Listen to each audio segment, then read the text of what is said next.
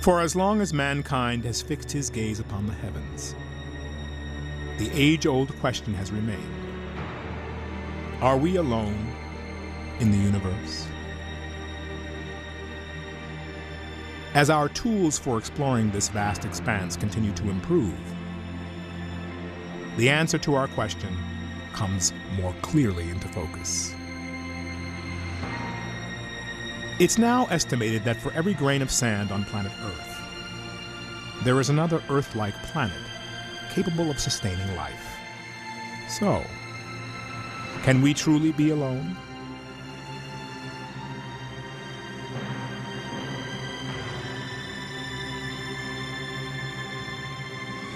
I'm going to introduce a man who says there are more things between heaven and hell than any of us have accepted.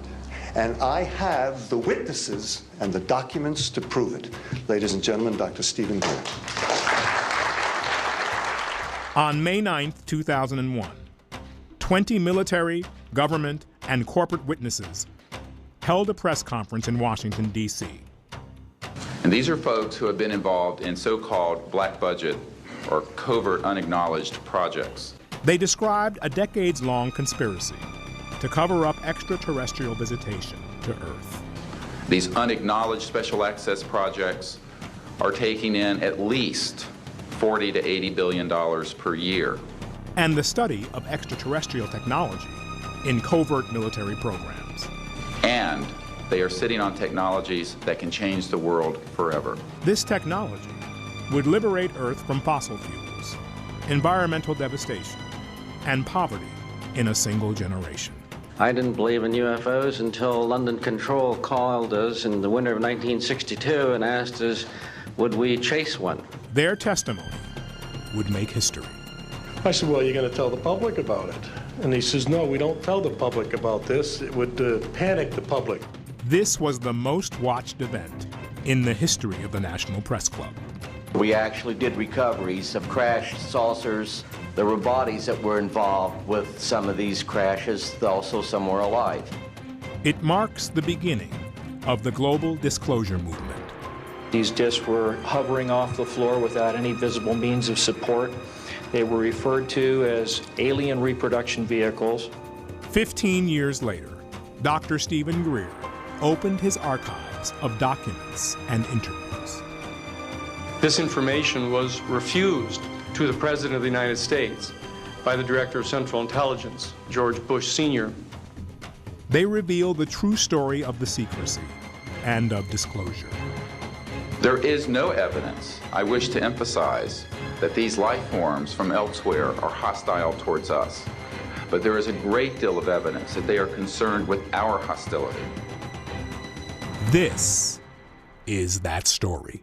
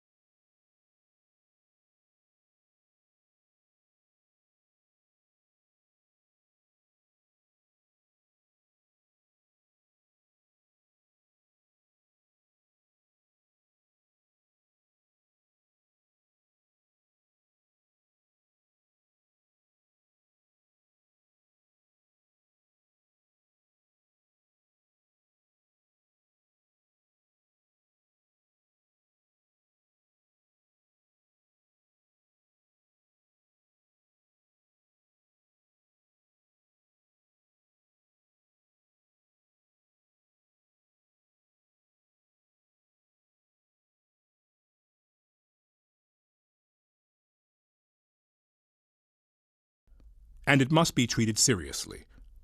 Mikhail Gorbachev.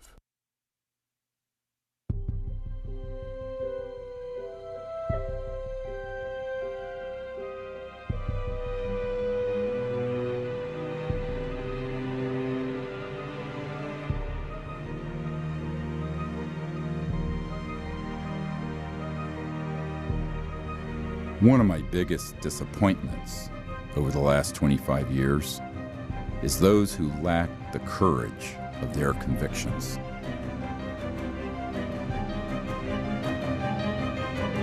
If 1% of the people who I've talked with, met with, or briefed had that courage, this would have all been fixed long ago.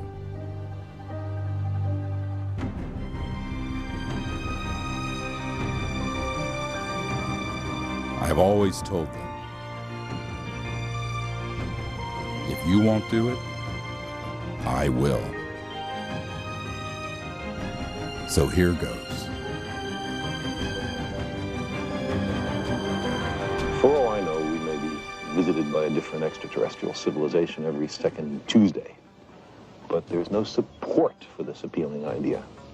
The extraordinary claims are not supported by extraordinary evidence. It's always asked, where's the evidence or where's the beef on the UFO issue? In fact, we have so much evidence that Dr. J. Allen Hynek, who was in charge of Project Blue Book for the Air Force, stated that it's an embarrassment of riches. We have so much. I'm Richard Doty. I was assigned as a special agent with the Air Force Office of Special Investigations at Kirtland Air Force Base. I was a counterintelligence officer at the base. During my time there, my first few months there, I was briefed into a special access program involving the U.S. government's investigation and contacts with extraterrestrial, the visitation of these extraterrestrials to Earth. I can assure you that flying saucers, given that they exist, are not constructed by any power on Earth. President Harry S. Truman. And it started out with a crash at Roswell. Headline edition, July 8, 1947. The Army Air Forces has announced that a flying disc has been found and is now in the possession of the Army. Army officers say the missile, found sometime last week, has been inspected at Roswell, New Mexico, and sent to Wright Field, Ohio, for further inspection. Roswell's almost become a joke because there's so much myth and narrative around it. But if you look at the Guy Hotel document, it was a field agent sent to J. Edgar Hoover. 3 so-called flying saucers had been recovered in New Mexico. Each one was occupied by 3 bodies of human shape, but only 3 feet tall. It's become the #1 document viewed on the FBI website after we released this. Now, the craft was more or less an oval or egg-shaped craft. It wasn't saucer-shaped. That particular craft, there were some problems with, #1, getting it on the flatbed to take it up to Area 51. The interior craft was, it didn't have any actual levers or flight control systems that we would identify as a flight control system. But they eventually, I think, over some time, figured it out. And it was done all by hands. The creatures would put their hands on controls, and they'd have this headset on, and this headset would somehow control or help them control the aircraft. Well, they did discuss the fact that there were bodies. Extraterrestrial bodies, yes. The creatures were about 4 foot. Some of the creatures were mangled, were heavily injured, and their bodies were torn apart. There were 4 aliens aboard that thing, and those aliens went to Los Alamos. And we were told that the extraterrestrial went to Kirtland Field, Kirtland Air Force Base, and then on to Los Alamos. 2 pathologists said there wasn't anything in the anatomy books, there wasn't anything in what our medical schools. They had never seen anything like this. First I thought it was a child, because it was small. Then I looked at its head and all. The head was different, the arms were spindly, the body was gray. But the creatures were approximately 4 foot. They had didn't appear to have any ears. They only had 2 orifices. They didn't have earlobes. They had 2 ear canals. They had an indentation for the nose, very, very big eyes. The large eyes. The fingers had no thumbs, just four fingers, suction devices on their tips of their fingers. You know, the 4 fragile fingers and the long arm, real short joint. Almost looked like they were nude, but they actually had a very thin but tight-fitting suit on. One was alive, partially alive at the time that this happened. It died in I believe it was 1952.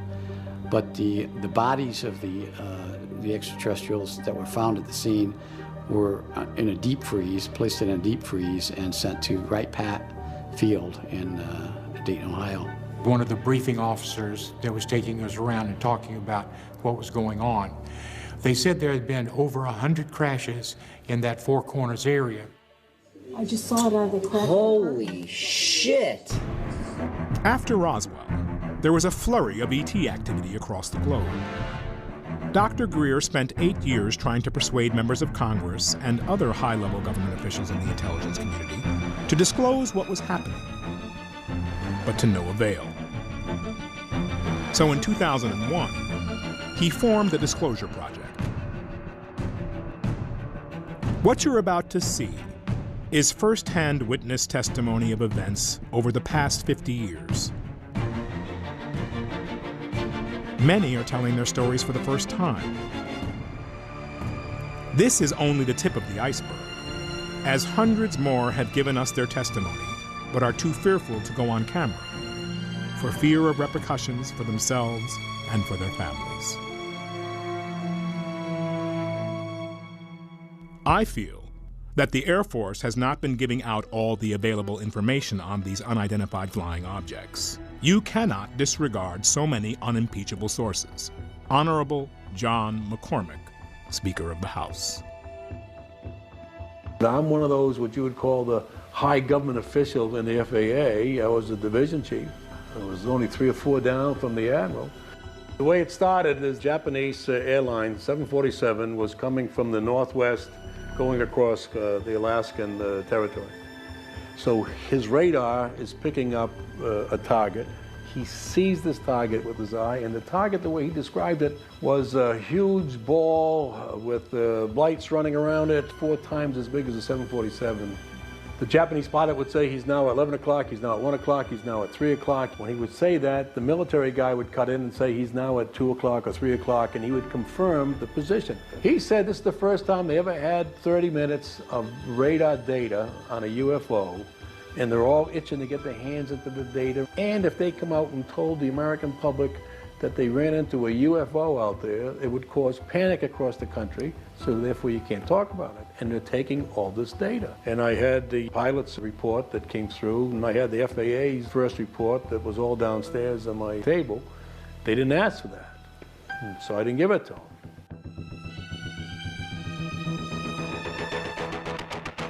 The plane that I was going to be flying in was an F-104, which was the fastest known aircraft to mankind at that time.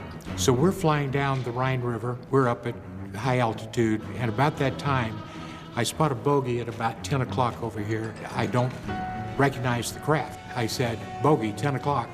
And the captain looked over there and said, well, let's find out. So he kicked it into afterburner, and we went after that, and it disappeared just like that. He says, please, whatever you do, do not say anything about this encounter. It will get me in much trouble. So that was my first introduction to cover-up.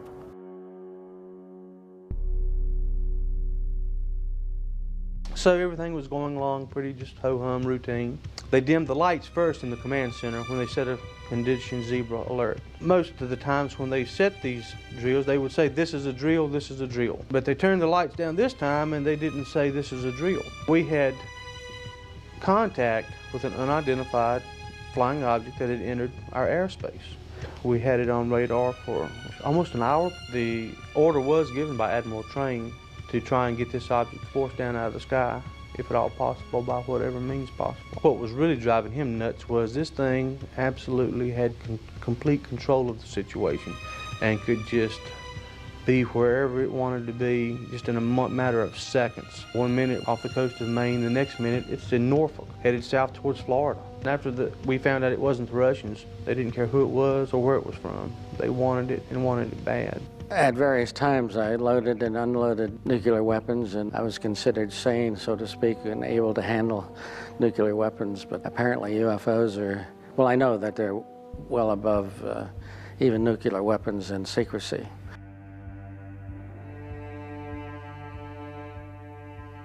One particular night, we just finished our refueling mission. London Control called us and asked us if we would intercept a UFO over the center of England, roughly in the Stonehenge, Oxford area. We're up at 33,000 feet, and the UFO was down at about 1,000 feet. We dove on it. Eventually, we got up to close to it, and we could see what looked like a cruise ship out at sea with all the lights and everything. Got about a mile from it, and it went up into space. London Control said, you can continue on with your mission. Apparently, Prince Philip felt it was very important. We're invited to dinner at the Officers Club, where he was the speaker, and he knew all about the fact that we had chased the UFO. He kind of made me a believer in a sense. I had seen him personally, of course, before that, but when someone of his stature indicates that they're real and probably from another planet, it's very convincing. I believe that these ET vehicles and their crews are visiting this planet from other planets, which obviously are a little more technically advanced than we are here on Earth. Astronaut Gordon Cooper. We should go boldly where man has not gone before. Fly by the comets, visit asteroids, visit the moon of Mars. There's a monolith there, a very unusual structure on this little potato-shaped object that goes around Mars once in 7 hours. When people find out about that, they're going to say, who put that there? Who put that there? Dr. Greer has been around people with top-secret clearance his whole life. His uncle helped to design the original lunar module that put the first men on the moon. In 1961, President Kennedy challenged NASA to put Americans in space and on the moon by the end of the decade. Because that challenge is one that we're willing to accept, one we are unwilling to postpone, and one we intend to win. The Disclosure Project archives includes testimony from extraordinary individuals who were part of this great effort to explore outer space, including astronauts Gordon Cooper and Dr. Edgar Mitchell, the sixth man to walk on the moon. Yes, there have been ET visitation, there have been crashed craft, there have been material and bodies recovered, and there is some group of people somewhere that may or may not be associated with government at this point, but certainly were at one time, that have this knowledge and have been attempting to conceal this knowledge. We walked over to one side of the lab and he said, by the way, we've discovered a base on the back side of the moon. And I said, whose? What do you mean, whose? Well, let's see, what's that district again? Yeah. Probably worth mentioning. Okay. And then he pulled out one of these mosaics and showed this base, which had geometric shapes. There were towers, there were spherical buildings. There were very tall towers and things that looked somewhat like radar dishes, but they were large structures. And at that point, I became frightened and I was a little terrified, thinking to myself that anybody walks in the room now, I know we're in jeopardy, we're in trouble, because he shouldn't be giving me this information. The crew of the carrier Kearsarge goes into action off Midway Island in the Pacific for the return of a hero, Major Gordon Cooper. The capsule door is blown off and Cooper's flight ends, a performance that exceeded the most optimistic predictions. I was having some cameramen film the installation of a precision landing facility we were putting in right on the edge of the dry lake. And the saucer flew right over him and put down 3 little gear and landed out on the dry lake bed. And they went out, picked up their cameras and moved on out toward him filming. And he lifted off, put the gear back in the well, and climbed out at a very high rate of speed and disappeared. I was involved in the research and development and doing very classified programs myself, so I knew that we didn't have any vehicles of that kind. The Russians didn't have any of that type either. At that point in time, there was no doubt in my mind that this vehicle was made at some other place than here on Earth. We're watching 8 News Now at 11. Officially, the U.S. government ended its study of UFOs in 1969 because it assured the public there is no proof the phenomenon represents a threat to national security. But what if these unknown aircraft showed an interest in our nuclear weapons? A group of more than 150 military veterans, missile officers, security personnel, including many who worked at the Nevada test site, say they've seen mystery intruders over nuclear facilities.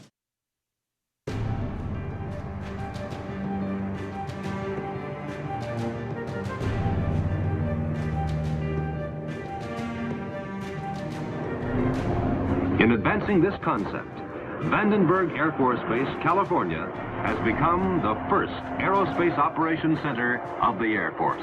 They actually photographed the UFO following the missile as it climbed into space and shining a beam on it, which neutralized the missile. It flew into the frame like this, and it shot a beam of light at the warhead, which is represented by my thumb here. So this thing fires a beam of light at the warhead, hits it, and then this thing flies up like this, fires another beam of light, goes around like this, fires another beam of light, goes down like this, fires another beam of light, and then flies out the way it came in. And the warhead tumbles out of space. Now when the lights came on, Major Mansman turned around and looked at me and said, "Were you guys screwing around up there?" And I said, "No, sir." And he said, "What was that?"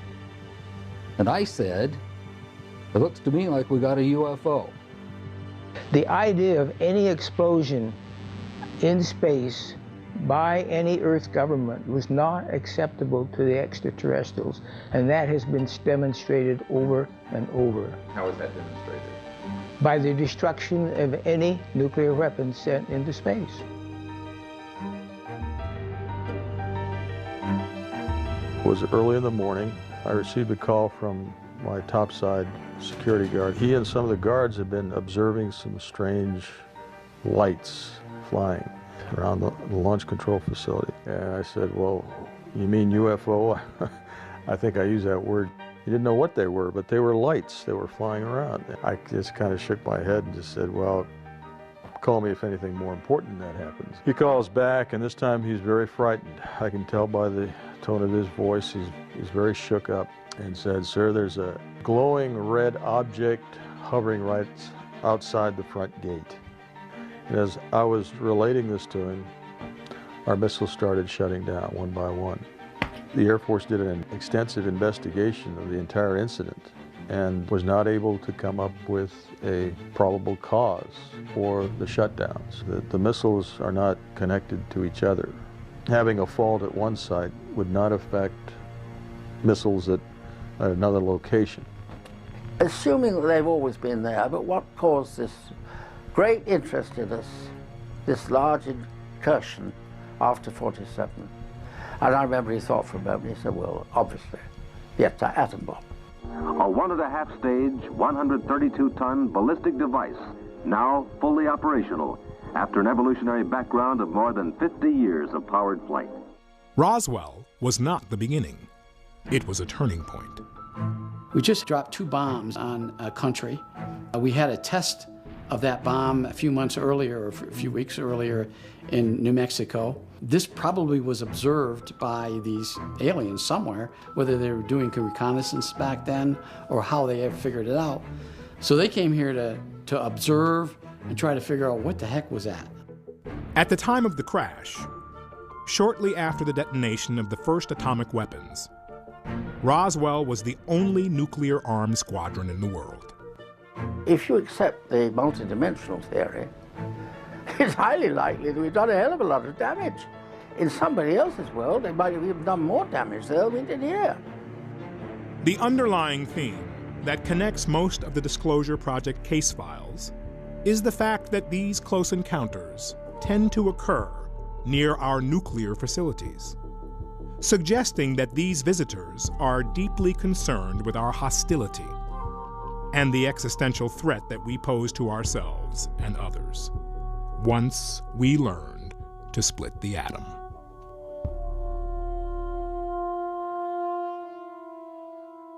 These are some of the highest ranking military officials in our defense program. They're trusted with, nuclear weapons. They're trusted with top-level security clearances and secrets. But the minute that they start talking about this particular subject, they become pariah. I believe the American people are entitled to a more thorough explanation than has been given them by the Air Force. I think we owe it to the people to establish credibility regarding UFOs and to produce the greatest possible enlightenment of the subject. Former President Gerald Ford. I am prepared to state that I have been at locations where craft of unknown origin that did not originate on the face of this planet was there. I am prepared to state that while I was there, we saw living, dead bodies of entities that were not born on this planet. I am prepared to state that we had what they referred to as interfacing with those entities. Never is there any compelling physical evidence. The question is, who are people like Carl Sagan, and before him, Professor Donald Menzel? It turns out that Sagan, in his early career, actually spoke and wrote about UFOs in a way that was affirmative, that it was legitimate. After he was threatened by the intelligence community and blackmailed, he then began to debunk the issue. Skepticism is very healthy, and I'm a big skeptic about more than 90% of the information out there on the subject, which the public needs to be skeptical.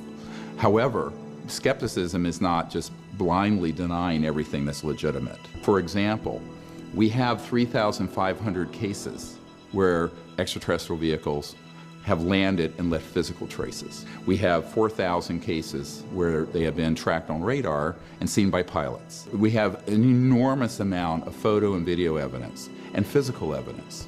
And in our last project, brought out an actual body that is most likely not of human origin. So the question becomes, what is the metric for the evidence? Well, the evidence is actually overwhelming. There's more evidence for UFOs than there are for black holes, most of the theories in astrophysics, most of the evidence for most of the medicines you take. I'm speaking now as a trauma doctor. And yet, we have this blockage in the mainstream media and scientific establishment saying, where is the evidence? What do we know? We know now we live in an ever-expanding universe. We know that there are billions of stars and planets literally out there, and the universe is getting bigger. We know from our fancy telescopes that just in the last 2 years, more than 20 planets have been identified outside our solar system that seem to be far enough away from their suns and dense enough that they might be able to support some form of life. So it makes it increasingly less likely that we're alone. Oh, you're trying to give me a hint that there are aliens. Of course, flying saucers are real, and they are interplanetary. Air Chief Marshal Lord Dowding. When I was 8 or 9, I saw one of these objects, broad daylight. There was a beautiful, seamless disc in a blue sky, back when the skies were very blue. And I was with some boys in the neighborhood, and we saw this, and I went, oh my God, they're real, we saw a UFO. Now my parents said, oh well, you're just a kid. But I became completely absorbed in this. So my interest in this goes back to my childhood. The Disclosure Project was an accident of history. In 1990, I formed the Center for the Study of Extraterrestrial Intelligence to form a diplomatic corps to make peaceful contact with these civilizations. Because once you conclude that they're real and they're of interstellar origin, the next question is, what are we going to do about it? And so I concluded what we should be doing about it is not militarizing the relationship, but having sort of a citizens diplomacy effort, much like the Physicians for Social Responsibility, who were going to the Soviet Union to create a dialogue during the coldest days of the Cold War. There was no one at the United Nations or State Department or any foreign ministry dealing with it. So we started a set of protocols to make contact. And sure enough, we had some spectacular successes. Holy damn hot shit. Dog. Thank you. This got kicked up to the intelligence community. So by 1992, I was getting visits from the head of Army Intelligence, people inside the National Security Agency, and other three-lettered agencies. My intention was never to get involved with trying to disclose this issue. My interest was in this whole concept of making contact for peaceful purposes to advance our civilization from a planetary civilization to an interplanetary civilization. That was really the heart of my sincere interest. But along that way, you know, and eventually a man who was friends with the director of the CIA, by the time Clinton became president, who said that you're going to be the first person to brief the director of Central Intelligence and the Clinton administration on this, because they have made inquiries and they have been lied to, which I did not believe. I mean, he was that blunt about it. This is really where I then went down the rabbit hole.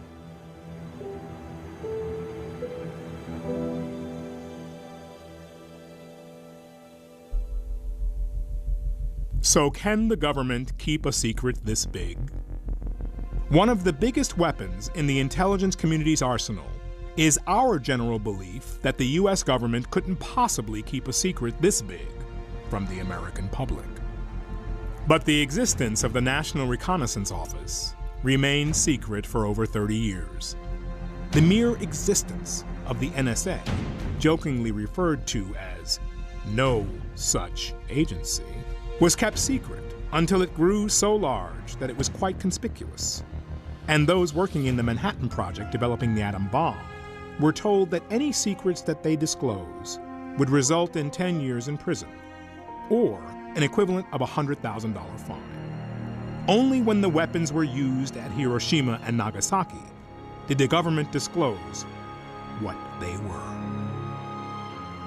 Of all things to keep secret, the fact that there is this bountiful option that we have of reaching out into the stars and being friendly neighbors with other civilizations and sharing information, sharing resources, and sharing knowledge and sharing spiritual insights and values. To suppress that information and to conceal it is part of the efforts of a national security state that is threatened by that reality. And so this is one of the ultimate secrets that needs to be exposed. We have indeed been contacted, perhaps even visited, by extraterrestrial beings. And the U.S. government, in collusion with the other national powers of the Earth, is determined to keep this information from the general public. Victor Marchetti, former special assistant to the executive director of the CIA. And in this document from the Canadian government, the matter is the most highly classified subject in the United States government, rating higher than the H-bomb. That was the most top secret doomsday weapon at the time in development. And the second item, B, flying saucers exist, period. C, their modus operandi is unknown, but concentrated effort is being made by a small group headed by Dr. Vannevar Bush. And then D, the entire matter is considered by the United States authorities to be of tremendous significance. What is more sensitive than the development of the hydrogen bomb prior to its detonation? The UFO issue. A priori, therefore, the entire subject has been managed in a way from the 40s onward with extraordinary secrecy around it. The event at Roswell, because it resulted in the acquisition of materiel that could be studied, it created a sea change in the whole national security organization, because within weeks of that event, the CIA was formed. Within weeks, there was the formation of the Air Force, which was split off from the Army Air Force. It also led, however, the development of unacknowledged special access projects, which is why Eisenhower, even though he knew about the subject on a fairly deep level, had completely lost control of it by 1961 when he left office. We must guard against the acquisition of unwarranted influence, whether sought or unsought, by the military-industrial complex. You know, because you think of generals and you think of conservatives and Republicans as being very pro-military in business, but he's talking about the illegal part of it. He's not talking about the conventional military. But it's now the military-industrial intelligence complex that are moving bureaucratically toward establishing dominion and control over the entire democratic process in the country, and that they're waging war invading the Middle Eastern oil fields and occupying the oil fields, attempting to establish what they themselves refer to as full spectrum dominance. But we're going to smoke them out. And so the public has to understand there became to be this bifurcation, this separation between legitimate national security and military operations and the deep black programs that are unacknowledged. Spending well over $100 million per day on classified programs that have no congressional oversight, no public scrutiny. There's no monitor of these programs. A number of these programs go directly through Congress, totally. When you start going through these documents, these programs start dropping off the radar screen. These are all classified programs within the defense budget, but they don't supply any technical information on the program. And if people think that the Congress and the President actually have a handle on this, they're gravely mistaken. They do not. This is where we get into the structure of secrecy. The structure of secrecy is complex and multifaceted. We've been led to believe that we live in a mostly transparent democracy, with the president at the top of the intelligence food chain, a true commander-in-chief. The reality, however, is much different. A shadowy government with its own Air Force, its own Navy, its own fundraising mechanism, and the ability to pursue its own ideas of the national interest, free from all checks and balances, and free from the law itself. There's secrecy that is legal, and unfortunately, where Edward Snowden made his mistake was by disclosing secrets, no matter how inappropriate it might have been that they were going on, that were being managed legally that the President and Congress and the intelligence committees knew about. A traitor to the United States. On the other hand, there's secrecy that is illegal. And these are the unacknowledged special access projects, USAPs, USAP for short. What they've done is they've formed this alliance among themselves of the industry that makes money by building war machines, the military that uses the war machines and justifies them, and then the intelligence community that is not really an intelligence community, it's a covert operations community, armed with military weapons and nuclear weapons, in that they're trying to push the boundaries now of establishing their dominion in full spectrum dominance over the planet. And in this document, first document that's on the briefing for President Obama's brief we put together that we gave to John Podesta, this document lists the compartmented operations out of the Nellis facility, what the public wrongly calls Area 51. I gave this document to the head of intelligence for the Joint Chiefs of Staff, Admiral Tom Wilson. Now this is J2. This is the guy who puts the intelligence briefings together for the Joint Chiefs of Staff of the United States of America.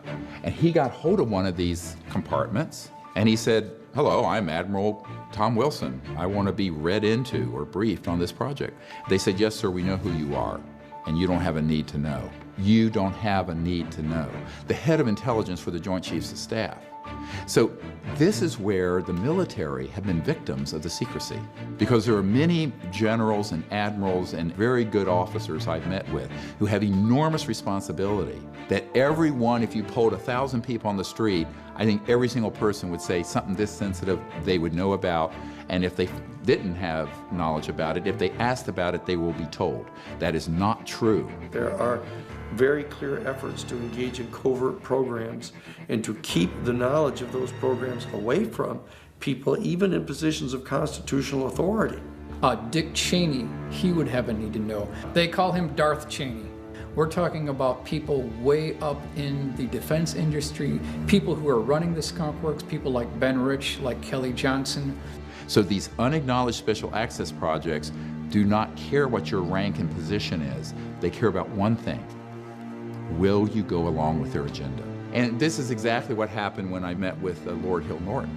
Since my name has become connected with UFO matters in quite a big way in this country, I have frequently been asked by a person of my background, a former chief of the defense staff, a former chairman of the NATO Military Committee, what the reasons may be for governments wishing to cover up the facts about UFOs.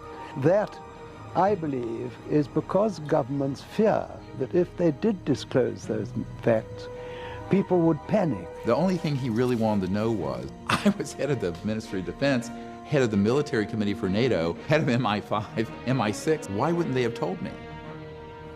And I said, well, sir, with all due respect, what would you have done if you'd found out that there was a project that was illegal, engaged in assassinations, that was keeping from not only our leaders and our constitutionally required oversight, technologies and information that would enable us to have a whole new civilization on this planet without pollution or dependency on Mideast oil or what have you. And he says, I wouldn't have stood for it for a bloody minute. And he was just in a rage about it. I said, that's why they didn't tell you. Several U.S. presidents are on record talking about the UFO mystery. Yeah, Presidents Jimmy Carter, Ronald Reagan both had UFO sightings of their own, but the current presidential campaign might be the first in which UFO disclosure has been championed by a major party candidate. When we had your husband, President Clinton, on this show, he said, I asked him about UFOs in Area 51, and if he looked in, because if I was president, that's the first thing I do. I go right into those files and see what was going on. Right. And he said that he did do that. Yes. And that he didn't find anything. Well, I'm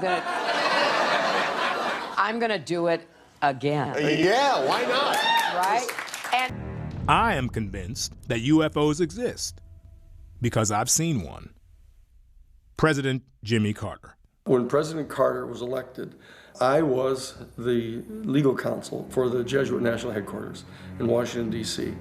He called the director of the Central Intelligence Agency, George H.W. Bush, to a meeting and asked Bush if, as the director of Central Intelligence, would give to Carter, as the president-elect, all the information he had on the potential existence of extraterrestrial life and the issue of whether or not any of the UFO vehicles might be vehicles from another star system.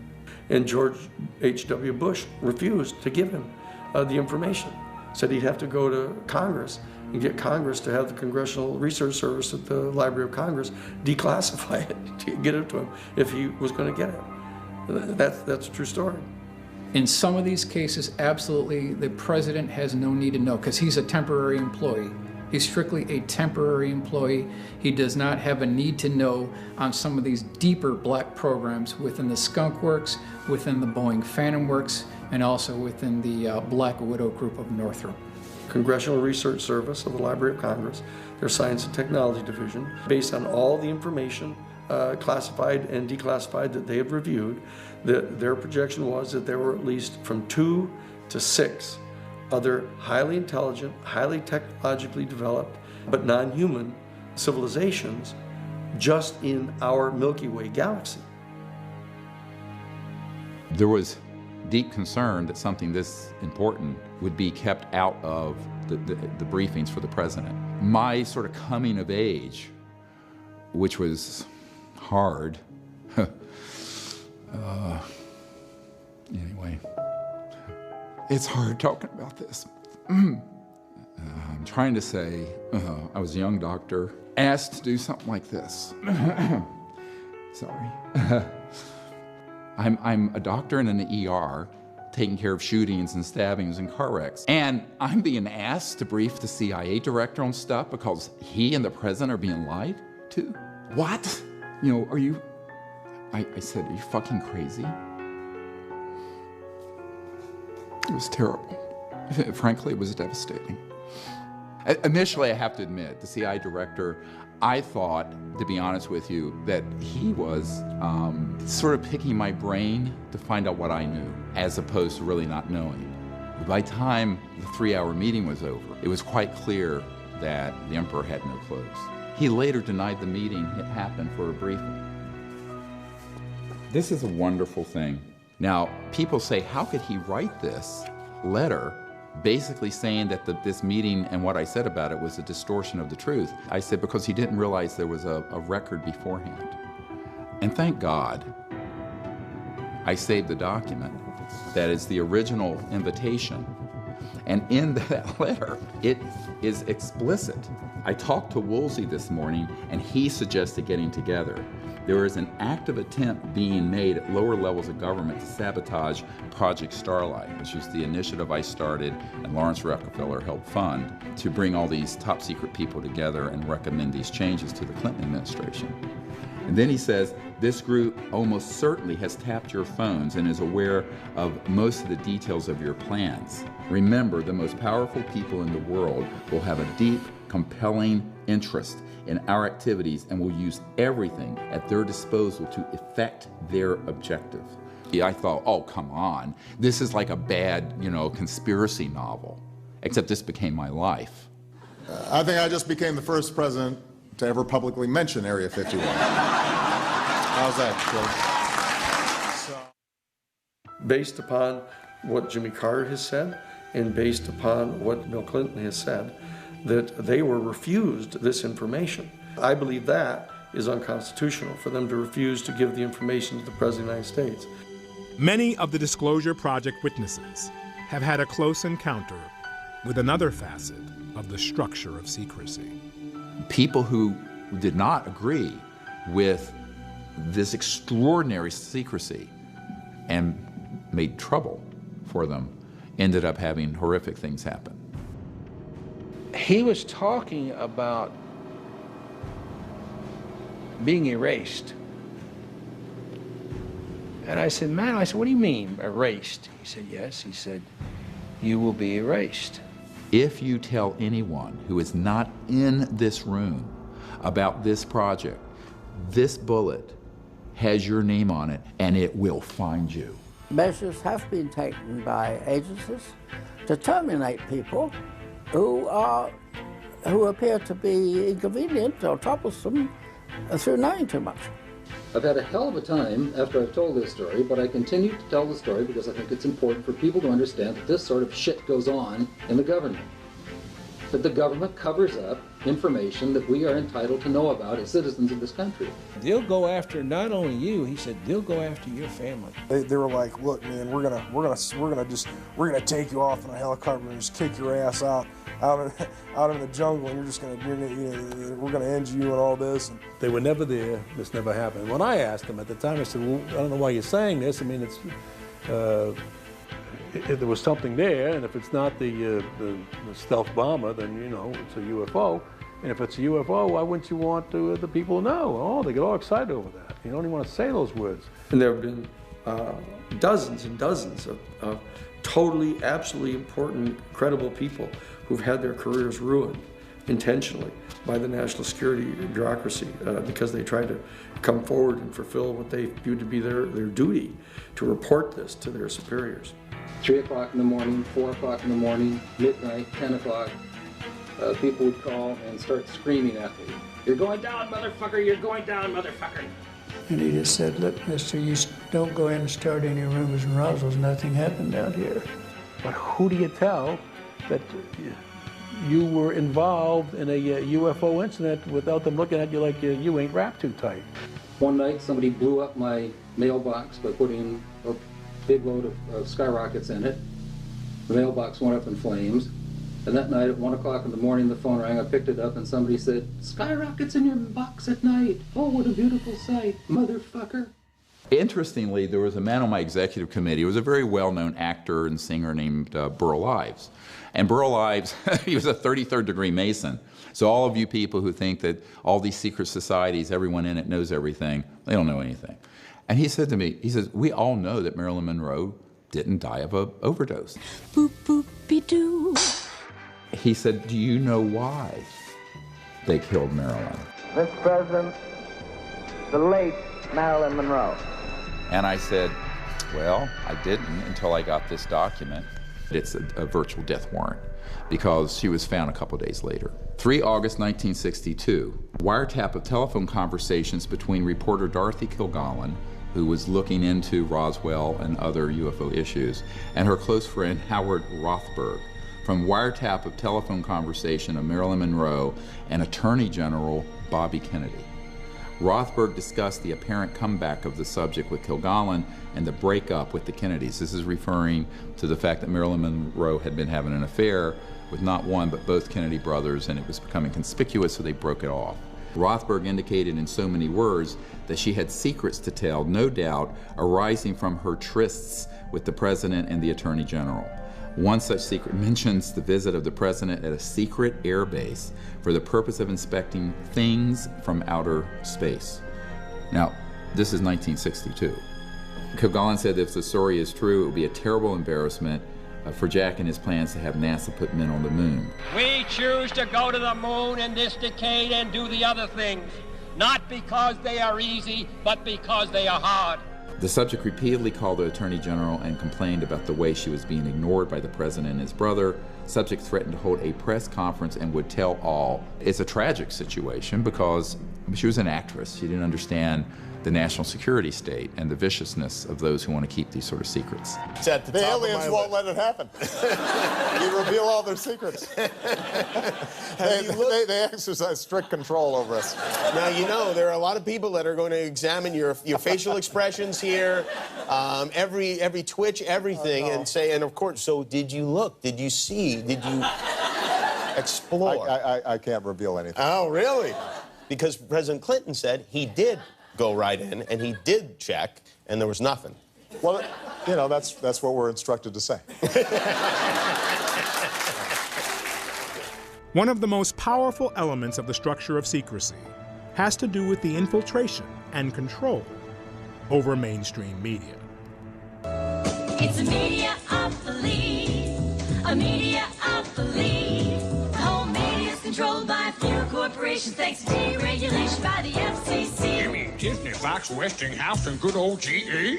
They own networks from CBS to CNBC. They can use them to say whatever they please and put down the opinions of anyone who disagrees. We've observed firsthand the intelligence community influencing the media when they're trying to cover this story. We have memoranda after memoranda after memoranda citing the psychological warfare and propaganda value of the subject. This is a very important thing for the public to understand. How do you keep something secret? You hide it in plain sight. And I suspect that unless the Defense Department proves us otherwise, that it was probably some form of an alien spacecraft. And I think as a public figure you have to be very careful about what you say, because people can have pretty emotional reactions, and I said my goal wasn't to try to stir the pot. And now I'll ask Officer Stein and his colleagues to escort the accused into the room so that we may all look upon the guilty party. Don't get him too close to me, please. In the alien costume, the governor's chief of staff. Now, this just goes to show that you guys are entirely too serious. So it's there. Everyone, I mean, there's 5% of the U.S. population have seen these objects. But you create an environment where the subject is so pilloried and ridiculed that no respectable scientist or doctor would want to be identified with it. Internal documents from the Defense Department and intelligence agencies explicitly stating that they want to have this campaign of ridiculing and destroying the credibility of completely credible, completely honest eyewitnesses to UFO sightings, and even sightings of extraterrestrial beings on the ground, that they want them discredited. They want their credibility destroyed. If someone comes out and says, I saw a UFO on TV, the only ones that see a UFO in the TV programs are the rednecks out in the country that are going coon hunting or alligator hunting at night. You don't find anybody with any kind of smarts or some professional individual saying, hey, last night, let me tell you what I saw. And this officially was released by the CIA, talking about how they have people embedded in all the major media to change, alter, and affect stories to their benefit. You are fake news. So every news agency, every television, radio station in the Albuquerque, Santa Fe area had our snitches in there. So we knew, and we paid them. We paid them good money. One of the reasons you get the people is you pay them, and that was controversial. That was somewhat controversial. Do you know of national media that have had? Oh, yes. Yeah, I'm not going to name them. We now have relationship with reporters from every underlined major wire service, newspaper, news weekly, and television network in the nation. In many instances, we have persuaded reporters to postpone, change, hold, or even scrap stories that could have adversely affected national security interests or jeopardized our sources and methods. And it goes on to then say that they have the same within academic circles. There's a finding that the Pike Committee made that they had verified 42 full-time Central Intelligence Agency paid employees that were inserted inside the major national news media centers. And most of them ended up being the so-called national security reporters. The man turned to me, and this is a board member of Time Life, and said, Dr. Greer, we basically are scribes taking dictation from the right hand of the king. The fourth estate is dead. I know reporters for Time magazine who've told me specifically that they've provided the stories and their editors have spiked them. Yeah, the high-level producers and directors, yeah. And how were they paid so that it isn't? Cash. Yeah, you pay. What you do is you make them sign a form and you tell them, you got to report this to IRS. But whether they do it or not, you're not going to give your form to IRS. I paid, I better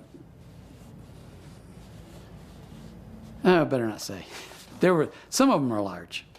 If you, Ms. McClain, know of any proof about aliens, you can give it to me, and I guarantee you I will get it out. But I am skeptical. Based upon my experience representing NBC and representing the New York Times, I know that they will refuse to publish information, which in my judgment is clearly important information for the public to know. The corruption of the media means that you have then undermined democracy and our basic constitutional protections.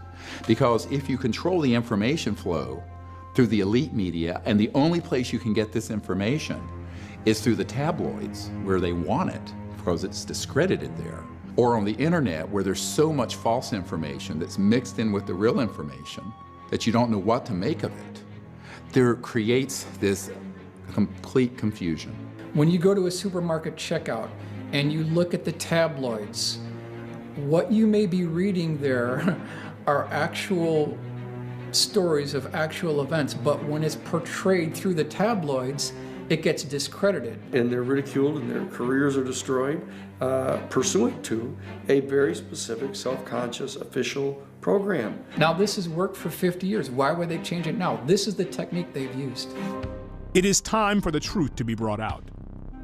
Behind the scenes, high-ranking Air Force officers are soberly concerned about the UFOs. But through official secrecy and ridicule, many citizens are led to believe the unknown flying objects are nonsense.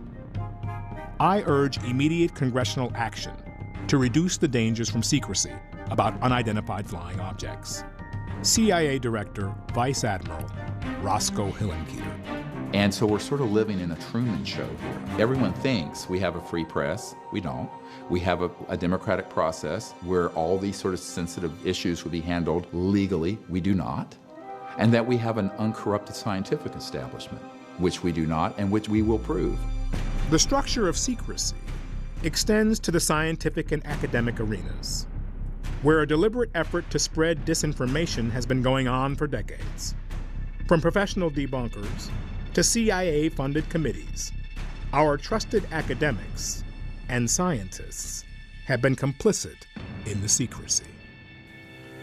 A lot of people see something, and a lot of people see things that are really they can't identify, but that doesn't mean it's quite a leap. I believe that people report seeing things they cannot identify, but after spending 25 years, I've found not a shred of evidence that we have alien visitors in our skies. Look, this would be the greatest discovery in the history of science. NASA would be elated. Of course, they'd go to Congress to get more funding. Why would anybody cover this up? Let's do this other little thought experiment, everybody. Are you going to do this with baking soda and vinegar, Bill? In 1952, Project Blue Book was launched by the U.S. Air Force to allay fears from the public of ET activity and to assure them that they were doing everything in their power to look into this. I am here to discuss the so-called flying saucers. The Air Force interest in this problem has been due to our feeling of an obligation to identify and analyze to the best of our ability anything in the air that may have the possibility of threat or menace to the United States. There's been a decision made within the national security state infrastructure to ridicule and dismiss cases that they know positively are cases of genuine sightings of UFOs and extraterrestrial beings. That's perfectly clear. Project Blue Book was headed up by Dr. J. Allen Hynek, a professor of physics and astronomy at Ohio State University. Hynek eventually came clean and said we were there to debunk these cases, not to get to the truth and tell the public. And I know the job they had. They were told not to excite the public. Don't rock the boat. And I saw it in my own eyes happen that whenever a case happened that they could explain, which is quite a few, they made point of that and let that out to the media. Cases that were very difficult to explain, they would jump handsprings to keep the media away from them. They had a job to do to keep the public from getting excited. However, there have been a certain percentage of this volume of reports that have been made by credible observers of relatively incredible things. It is this group of observations that we now are attempting to resolve. In response to Project Blue Book, an academic committee was formed in 1953 called the Robertson Panel, comprised of some of the most respected physicists and astronomers of the day. The Robertson Panel was tasked with providing a fair and independent academic analysis of the UFO case files. And in this document, it says point blank that the people who are on this committee are answering and working with the CIA, but that can't be disclosed. And these are esteemed scientists in academic university settings. It says point blank, when there's a very strong piece of evidence, we need to set up something so we release a certain type of balloons and film it so that it will look like that, to sort of debunk it. And we need to engage astronomers and amateur astronomers and set up a sighting situation where we show them some evidence and then show them how it's debunked. Fast forward to 1968. The Condon Committee was formed, led by Dr. Edward Condon, a professor of physics at the University of Colorado. Now, ostensibly, this was an objective scientist who was heading up a committee to tell the truth, because I'm a scientist. These guys are scientists second. They're humans first. And it says it cannot be allowed to be known that Dr. Condon et al. Are actually working with the CIA for these psychological warfare and spin factors. I concluded that this was not an objective study. So I wrote a letter to Condon, and he was so furious at that he called up James S. McDonald, who was at that time the chairman of the newly merged Douglas and McDonnell aircraft companies, and tried to get me fired. This is in these documents. This is not a theoretical case. This is why I say you form a committee when you want to kill something. I must admit that any favorable mention of the flying saucers by a scientist amounts to extreme heresy and places the one making the statement in danger of excommunication by the scientific theocracy. Frank B. Salisbury, Ph.D.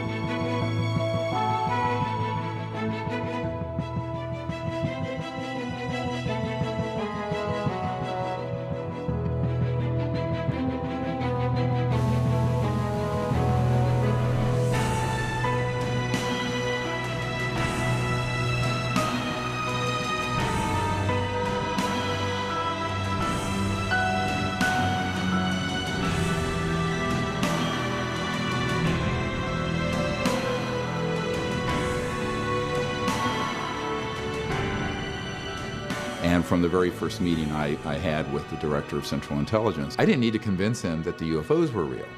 I mean, in fact, I pulled out all this dispositive evidence that Carl Sagan would want to see. And he said, I already know this is real. But I want to know why I, the CIA Director, James Woolsey, and the President of the United States aren't being told anything about it. The why is always the hardest question to ask, and nobody asks it. And I began to explain to him what it really is a big technological question.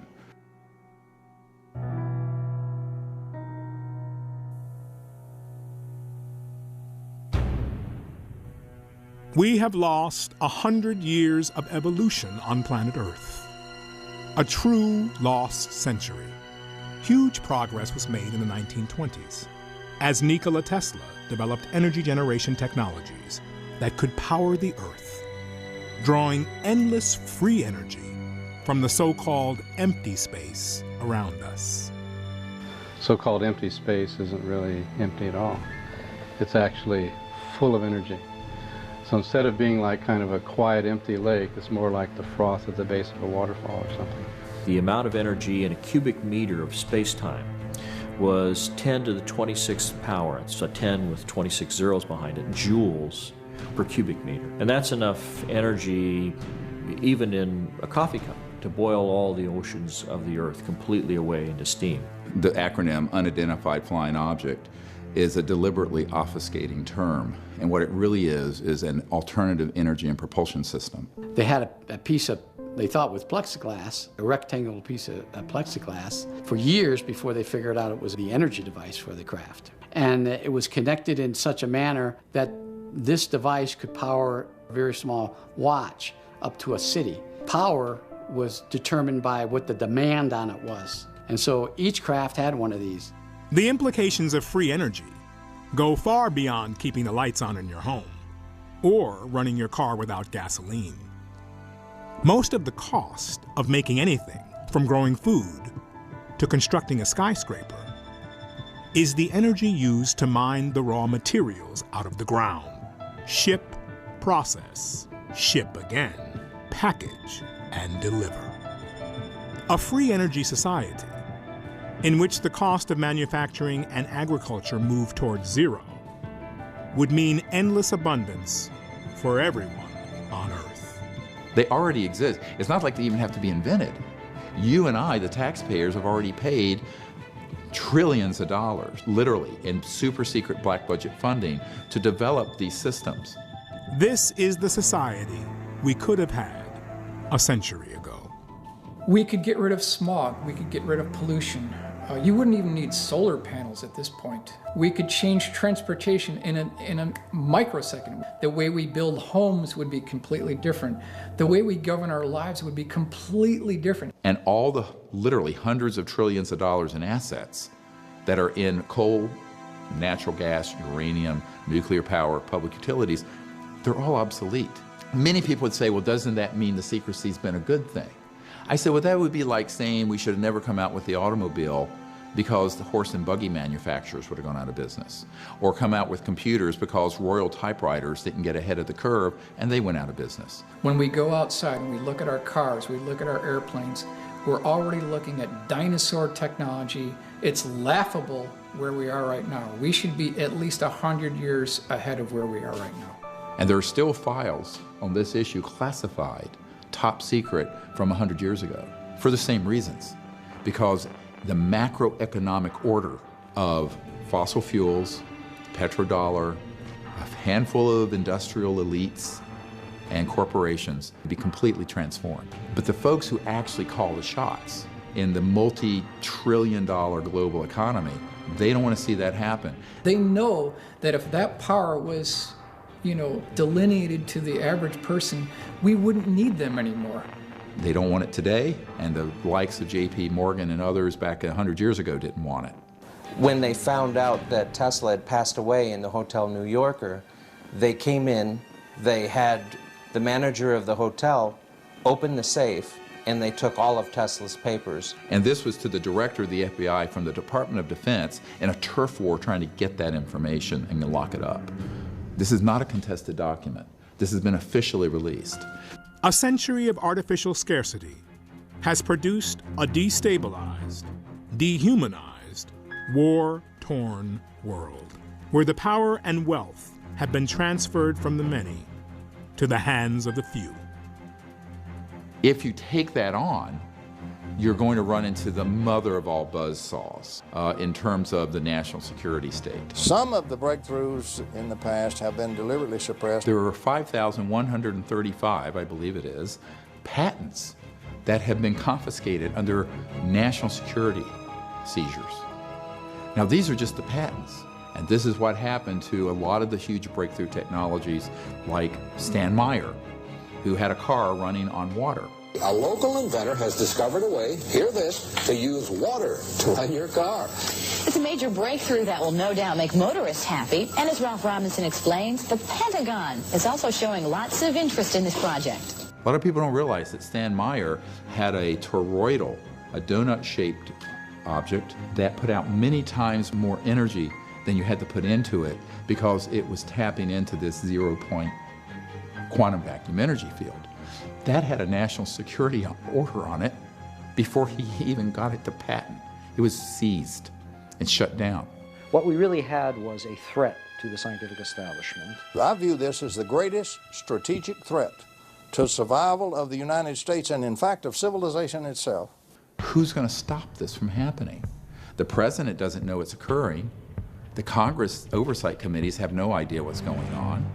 And you have these people who are in the deep national security state who basically do what they want. The problem is most of these inventors think that the world's going to beat a path to their door. Unfortunately, Murder Incorporated beats a path to their door first. But free energy technology was only one half of the equation when it came to advanced extraterrestrial technology.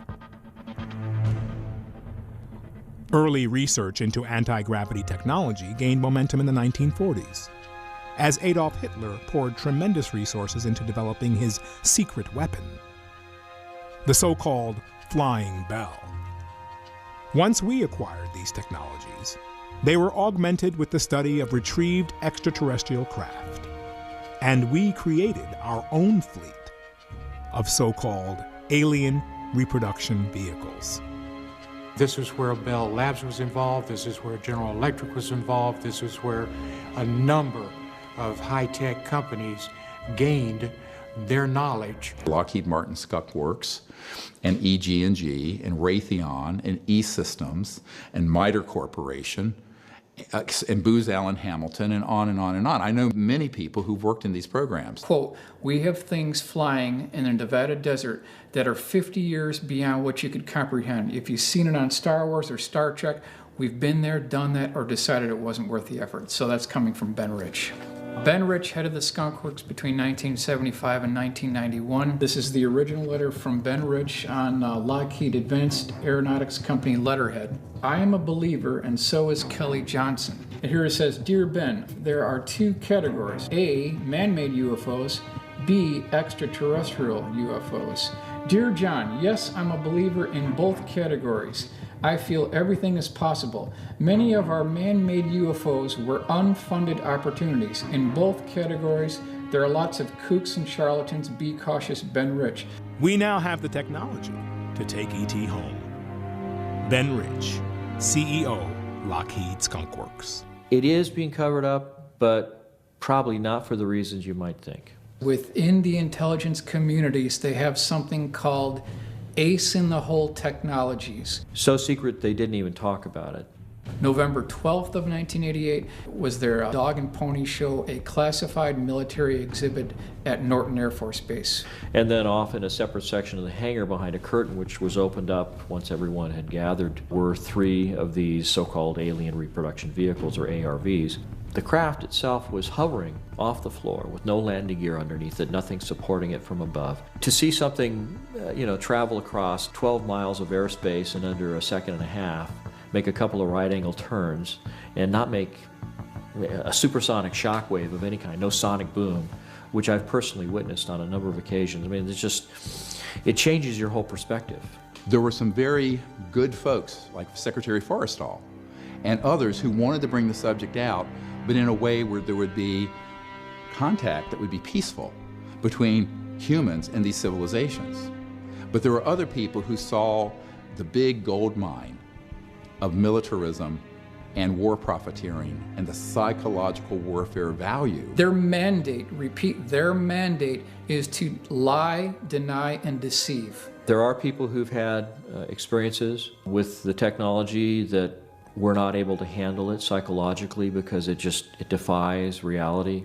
And in this document, the CIA director, Walter Smith, says, "I am today transmitting to the National Security Council a proposal in which it is concluded that the problems connected with unidentified flying objects appear to have implications for psychological warfare as well as for intelligence and operations." We have to take a step back from all the jargon and all the paranoia in Star Wars movies for just a minute and realize that it's very easy to set up a false flag operation.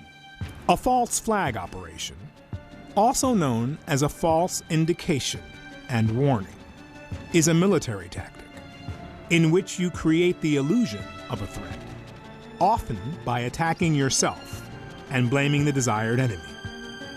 It's proven extremely effective at uniting the public around a perceived threat. And this is actually a well-known concept in military intelligence circles. We did it in the Gulf of Tonkin in Vietnam, where we exaggerated, if not completely staged, an attack on our naval vessels so we would stampede President Johnson and the Congress into vastly expanding the Vietnam conflict to benefit, guess who, the military-industrial complex and the war profiteers. U.S. military officials, for example, have planned through a project called Operation Northwoods back in 1962 to dress up Cuban refugees in Cuban military uniforms, have them attack Guantanamo Base and kill U.S. military personnel, sink U.S. military ships, and blow up shopping centers in Miami, targeting, killing refugees from Cuba to infuriate the American population so that they can invade and occupy Cuba. It's astonishing that anybody would dare to make a recommendation like that, but they did. Then you can look at Iraq. Concocted all kinds of false information about weapons of mass destruction, which Saddam Hussein did not have, and it was known in intelligence circles he didn't have. Fracture that whole part of the world, and now we have ISIS. So we have to realize the machinations and manipulations that go on behind the scenes leave us very vulnerable. And the big one is this one, where they could say, oh yes, the UFOs are real, but guess what? They're a threat, and we need to unite the world, like Will Smith said in the original Independence Day. Something you want to add to this briefing, Captain Hiller? No, sir. Just a little anxious to get up there and whoop E.T.'s ass, that's all. Efforts on the part of a certain element within the kind of ruling structures of our planet to try to utilize the discovery of extraterrestrial intelligence as an ultimate threat, the ultimate other bad guys, to justify the national security state dream of locking down and putting under complete control of an authoritarian ruling class the control of the planet and the resources. The nations of the world will have to unite, for the next war will be an interplanetary war. The nations of the Earth must someday make a common front against attack by people from other planets. General Douglas MacArthur. Can you realize that that you and I, that all of us, have actually begun the exploration of another world? We have taken the first historic step into our solar system. I am Werner von Braun. Werner von Braun was one of the top scientists brought to the U.S. from Germany after World War II as part of Operation Paperclip. He invented the V-2 rocket for Adolf Hitler and became the chief architect of the Saturn V rocket for NASA's Apollo moon missions. In his deathbed confession, von Braun warned of a plot to pull off the ultimate false flag, using back-engineered alien reproduction vehicles to stage an invasion from outer space. When von Braun was dying in front of me, the very first day that I met him, he had tubes draining out of his side. And he was tapping on the desk telling me, "You will come to Fairchild." I was a school teacher. "You will come to Fairchild and you will be responsible for keeping weapons out of space." The strategy that Wernher von Braun taught me was that first the Russians were the enemy against whom we're going to build space-based weapons. Then terrorists would be identified. Then we were going to identify third world country crazies. The last card is the alien card, and all of it, he said, is a lie. A lie. Have you been exposed, or did you come across in your career and your network the false INW or the deceptive indication and warnings projects related to this? Yes. And what did you find out about those? That's pretty hush.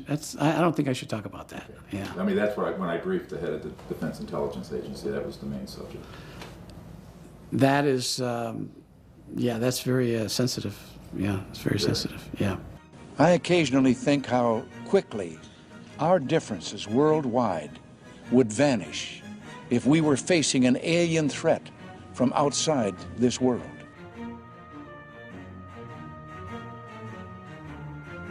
Well, the only problem with that is that if you look at the technologies that permit for interplanetary and interstellar travel, it's 1,000 times more developed than a hydrogen bomb, which, if we were to have a massive exchange of nuclear weapons, would leave most of all life on Earth extinguished. Therefore, how could we possibly have armed conflict with another planetary system for more than a nanosecond and survive it?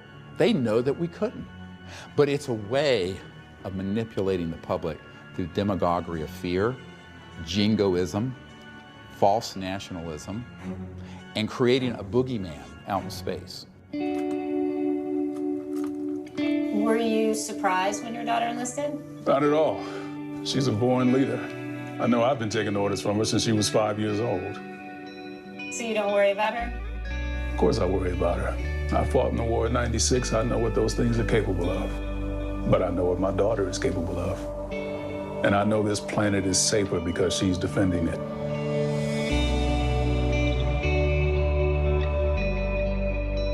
They could pull it off. They could definitely pull it off. Right now, they have the technology to mimic the form, fit, and function of extraterrestrial UFOs. They have the technology, absolutely. It's seamless, and you can never tell the difference.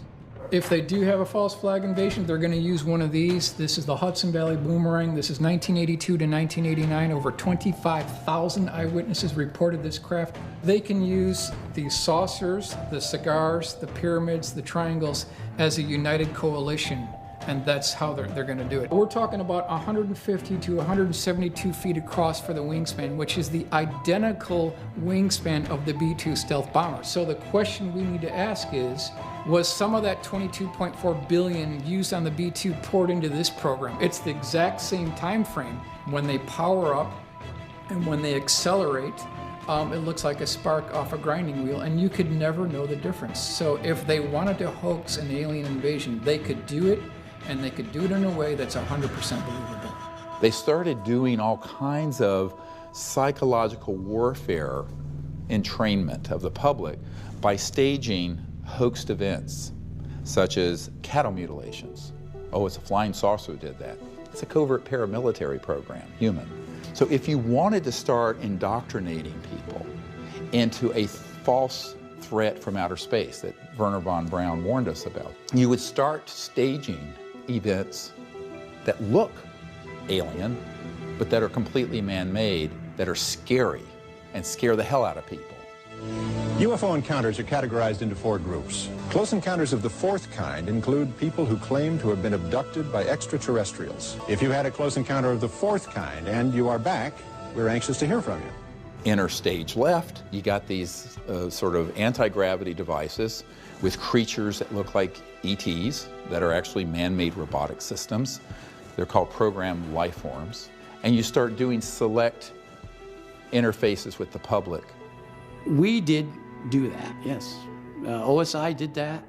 There was a special group out of the 7602nd Air Intel Wing at Fort Belvoir that came out and did that. They had these people that had maybe some sort of defects, anatomical defects that were brought in to fool people into thinking they're aliens. Yeah. I can't give you any specifics because the program is still classified, and they probably are still doing it.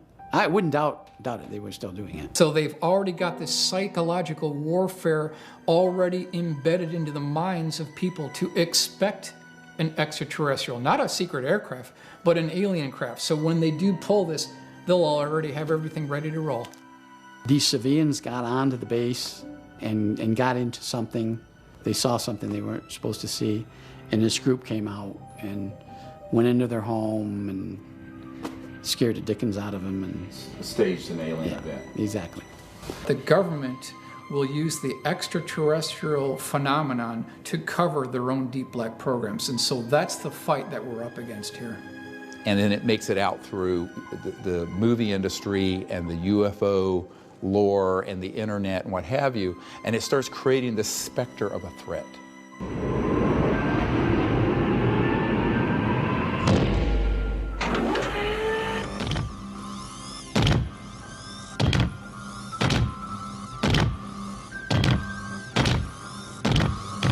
Get away from her, you bitch!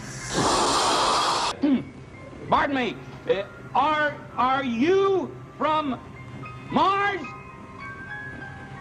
It's a moo-moo.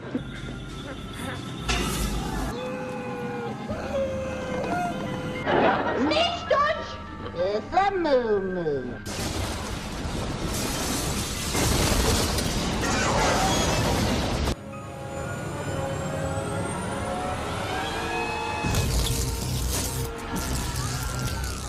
The fact that you and I are still breathing the free air of Earth is abundant testimony to their restraint and non-hostility. Now the question is, how are these civilizations viewing us? Are they perceiving human civilization as a threat? And the answer is yes.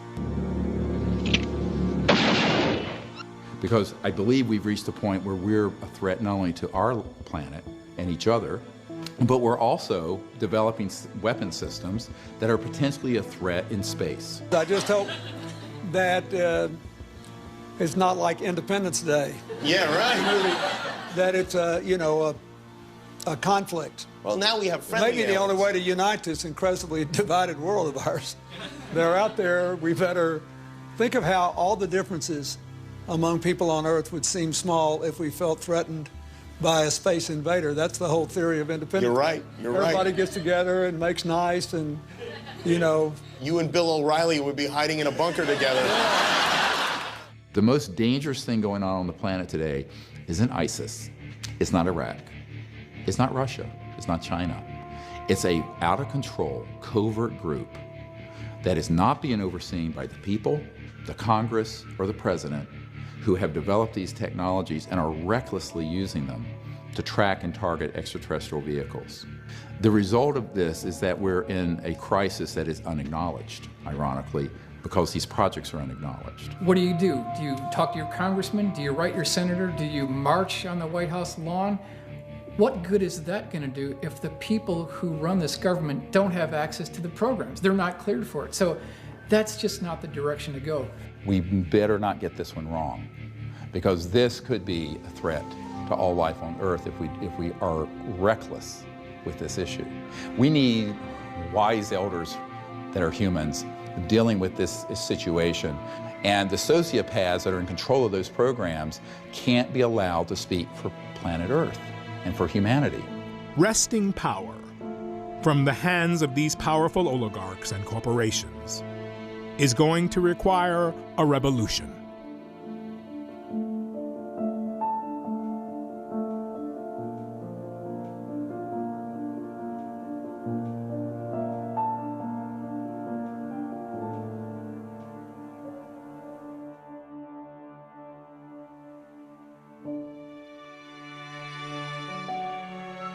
One of the more hopeful events that happened over the last decade was what I call the French Initiative. I get a letter from the Ministry of Defense, and it's dated 16th of January 2007, urgent. and it's signed by Admiral Pierre Morin. And he was in charge of providing briefings on this issue for then President of the French Republic, Sarkozy. They learned protocols to make contact with these civilizations for peaceful engagement. So here you have a major country, a nuclear power, making a commitment to do this. And we eventually go to France, and under the cover of a quasi-public event, the Admiral and his assistants are there, and we do the protocols for contact. And they track ET craft coming overhead at 200,000 kilometers an hour. But what it shows is that governments around the world can actually do a lot, if they wanted to break the mold of secrecy and do something helpful. And this is the proof that that's happened with a major country.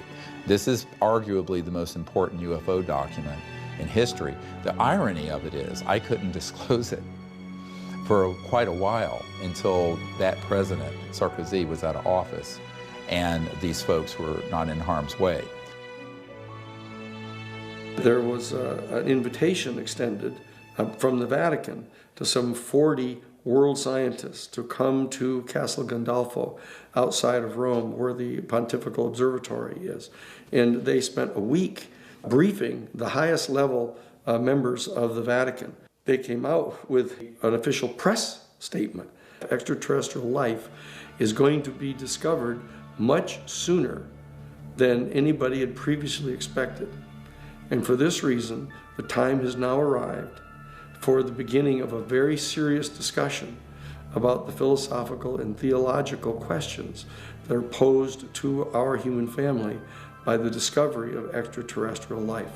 There are civilizations that we need to communicate with. And I think we've reached that point in our evolution as a human race that we need to recognize that. And the thing that disturbs me is that the U.S. is going to be a third world nation in that field if we're not careful, by having all of this secrecy and refusing to set up any kind of diplomatic protocols as I know that you have called for and I believe in very strongly. The biggest event in the history of humankind is the discovery that we are not alone, that there are other living entities, intelligent entities, in this universe or other universes, and that we aren't here alone. That's a huge, enormous discovery. I think it's long past time to open this up to the public. Give us information to the young people of the world in this country. They want to hear it. They want it. Give it to them. Don't hide it and tell lies and make stories. They're not stupid. They're not young men that'll panic. UFOs are as real as the planes flying over your head, and that it's time that the United States government started coming clean on what it's all about, because there are very important military and economic issues that have to be addressed. And how can you address a question which relates to a subject that people don't even won't admit exists? And it's a mission that we, as the baby boomer generation, pass on to you. Humanity is at a crossroads, a choice between endless war in space, growing poverty and environmental destruction, or a future where we explore the stars, live in peace with each other and our planetary neighbors. The technology is there. The solutions to Earth's urgent and long-term potential problems are there. The technologies will change the macroeconomic system. Because visualize for a moment, you're at your home, all your power needs are being provided from one of these zero-point or quantum vacuum energy systems. Your car is running, never has to be plugged in. You then can have agriculture and manufacturing locally that has very little cost to it. And this is not just in the US, but in places that aren't yet developed, the so-called third world or developing world. They're going to leapfrog right over the smokestack industries and go to high-tech, real high-tech, just like they've skipped over telephone lines and gone to smartphones. This will be a tide that will lift all ships. The world will be increasingly interconnected, and yet on the local level, be completely self-sufficient, every village, every home. And this is something that is the biggest change economically in the history of the human race. It's a big nut to crack, but I think that if you could do that, I think that people would stop looking at each other with a certain level of hostility like we do now. I guess it's kind of corny, but it's that bright future that I see that we could all attain if just a few things could be changed. Imagine interplanetary trade, how exciting that would be. You have to adjust your cosmology, you have to adjust your whole concept of our human species being at the apex of all biological evolution in the universe. And you also have to, of course, modify your judgment that the entire universe was created just as the stage upon which the drama of the human development is unfolding. That there's a lot more going on in the universe than just that. And this is why it's time for the people to lead the whole ending of the secrecy and do the disclosure. As we, the human family, confront the reality of extraterrestrial life, it is perhaps worthwhile to reflect. Was our doubt really due to a lack of evidence? Or merely a lack of imagination?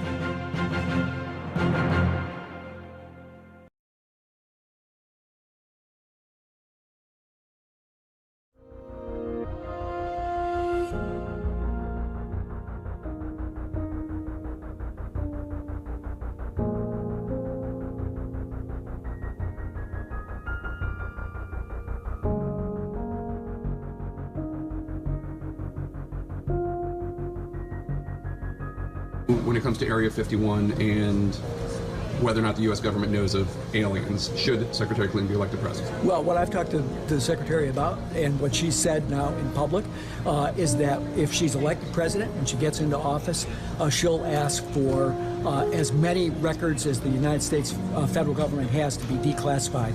And I think that's a commitment that she intends to keep and that I intend to hold her to. Have you seen any of these documents? You were a White House Chief of Staff years ago. Have you seen... President Clinton asked for some information about some of these things, and in particular, some information about what was going on at Area 51. But I think that the U.S. government could do a much better job in answering the legitimate questions that people have about what's going on with unidentified aerial phenomena, and they should, the American people can handle the truth, so they should just do a thorough search. What is the truth? And open it up. Is there evidence of alien life? That's for the public to judge once they've seen all the evidence that the U.S. government has. What do you think personally? What do I think? I think there's a lot of planets out there.